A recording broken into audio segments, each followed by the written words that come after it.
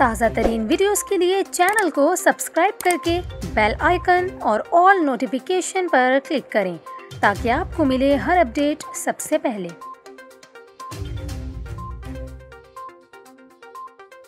और यहाँ पर आपको खबर दें, पाकिस्तान में रमज़ानुल मुबारक के पहले रोज़े और ईद उल फितर की तारीख रोयत हिलाल रिसर्च कौंसिल की जानिब से बताई गई है। रोयत हिलाल रिसर्च कौंसिल के सेक्रेटरी जनरल खालिद एजाज मुफ्ती ने कहा कि मुल्क में पहला रोज़ा इतवार 3 अप्रैल और ईद उल फितर 3 मई को होगी। उन्होंने कहा कि नए चांद की पैदाइश 1 अप्रैल को दिन 11:24 पर होगी, जबकि 29 शाबान 2 अप्रैल की शाम गुरूब आफ्ताब के वक्त चांद की उम्र कम से कम 19 घंटे होनी चाहिए। पाकिस्तान के अक्सर इलाकों में 31 घंटों से भी ज़ायद हो चुकी होगी।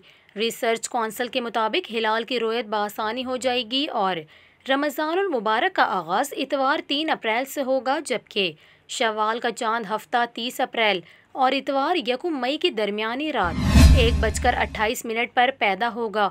इस तरह 1 शव्वालुल मुकर्रम यानी ईद उल फितर 30 रोज़े मुकम्मल करने के बाद 3 मई को होगी।